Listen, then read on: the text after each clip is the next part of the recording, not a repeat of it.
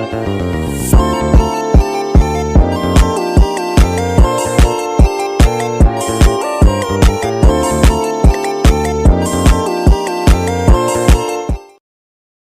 saya memulai presentasi kali ini, saya ada pantun nih buat teman-teman. Sawah lebar ditebar benih, ikan sepat berenang di rawa, berletih-letih belajar hari ini agar bahagia di hari tua.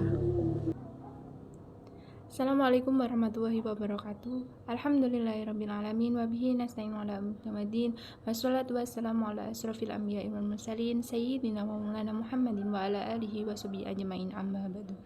Yang saya hormati kepada Bapak Profesor Haji Haris Supratno selaku Rektor Universitas Hasyim Asy'ari, yang saya hormati kepada Bapak Dr. Jasminto MPDI selaku Dekan Fakultas Agama Islam, yang saya hormati kepada Bapak Dr. Haji Khairul Umam MPDI selaku Kaprodi Pendidikan Agama Islam, yang saya hormati kepada Bapak Muhammad Nur Salim MAG selaku DPA PAI 3C, yang saya hormati kepada Bapak Dr. Haji Hanifuddin MAG selaku dosen pengampuh mata kuliah Filsafat Pendidikan Islam, yang saya hormati kepada kedua orang tua saya yang saya sayangi dan teman-teman yang insya Allah berbahagia. Kenalkan, nama saya Amelia Fatma Zahra dari PAI 3C yang akan mempresentasikan peta imajinasi saya yang berjudul Sistem Pendidikan Abad 20. Di sini saya akan menjelaskan tentang sistem pendidikan abad 21. Yang pertama,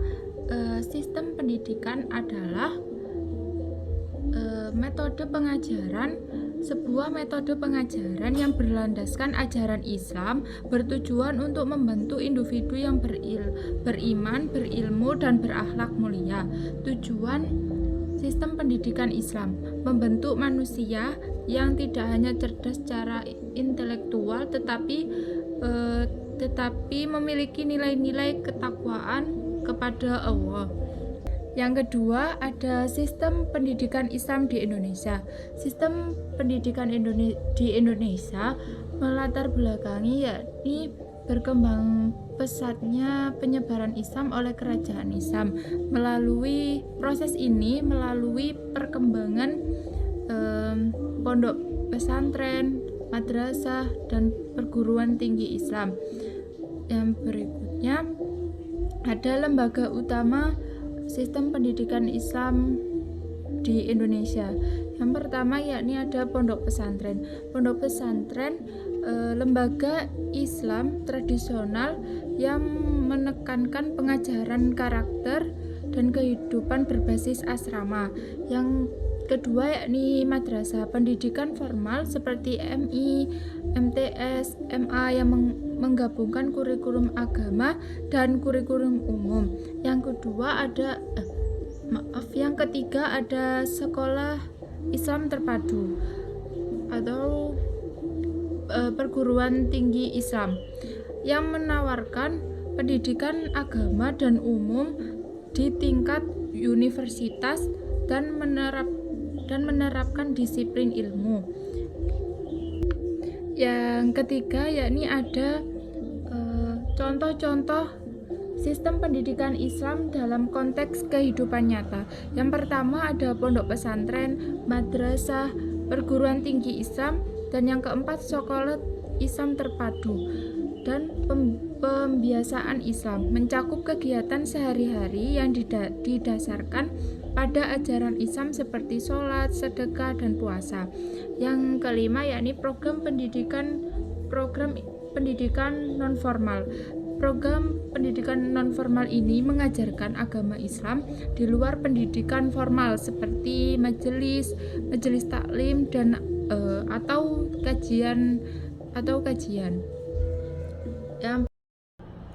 Yang kelima di sini ada membahas tentang memahami sistem, model, macam pendidikan Islam dan tantangan pendidikan Islam abad 21, tawaran ide, gagasan, dan sistem pendidikan abad 21.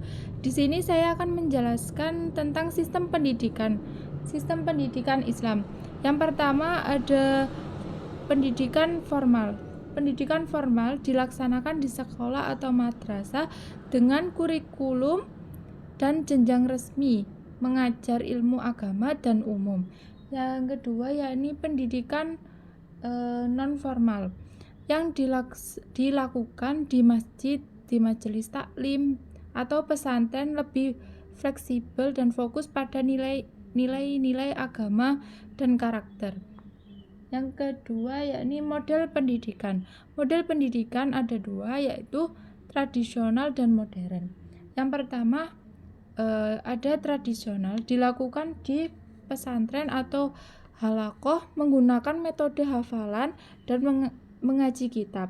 Yang kedua ada model pendidikan modern, menggunakan sistem sekolah formal dengan kurikulum terstruktur, menggunakan teknologi dan metode pembelajaran aktif. Yang ketiga ada macam-macam pendidikan. Yang pertama ada pendidikan dasar, jenjang awal usia 6 tahun SD atau MI, usia 3 tahun SMP atau MTS, berfokus pada pengetahuan dasar. Yang berikutnya ada pendidikan menengah seperti SMA atau MA, lebih fokus pada spesifikasi pada bidang studi dan keterampilan. Yang terakhir ada pendidikan tinggi atau di tingkat universitas. Yang keempat ada tantangan dalam pendidikan Islam. Yang pertama ada teknologi dan digitalisasi, yaitu mendorong penggunaan teknologi dalam pembelajaran dan akan tetapi menentukan adaptasi cepat dari antar siswa dan guru. Yang kedua ada globalisasi. Globalisasi memaksa pendidikan beradaptasi dengan teknologi dan informasi global. Berikutnya ada pengaruh budaya asing. Pengaruh budaya asing budaya luar sering menggeser nilai-nilai di kalangan siswa. Yang berikutnya ada krisis moral dan akhlak. Tindakan menyimpang di kalangan remaja oleh karena itu pentingnya pendidikan karakter. Berikutnya ada kurikulum yang relevan dan ada keterbatasan guru berkualitas. Kekurangan guru berkualitas menghambat proses belajar dan hasil pendidikan. Yang kelima ada tawaran ide dan gagasan. Yang pertama ada integrasi ilmu agama. Integrasi ilmu agama menggabungkan nilai-nilai agama dalam kurikulum untuk membangun karakter dan moral siswa. Yang kedua ada pendidikan karakter berbasis akhlak, menerapkan program yang menekankan akhlak baik seperti kejujuran dan tanggung jawab. Yang ketiga ada metode pembelajaran holistik, adalah sistem pendekatan yang mengintegrasikan aspek kognitif dan emosional dan sosial. Yang keempat ada pendidikan inklusif. Pendidikan inklusif adalah sistem pendidikan yang memastikan akses bagi semua anak, termasuk mereka dengan kebutuhan khusus. Yang kelima ada teknologi dalam pendidikan, memanfaatkan teknologi untuk meningkatkan pembelajaran melalui metode interaktif dan sumber daya digital. Sebelum saya mengakhiri presentasi kali ini, saya ada kata-kata mutiara untuk teman-teman. Jangan malu dengan kegagalan, belajarlah darinya dan mulai lagi. Sekian presentasi dari saya, kurang lebihnya mohon maaf. Assalamualaikum warahmatullahi wabarakatuh.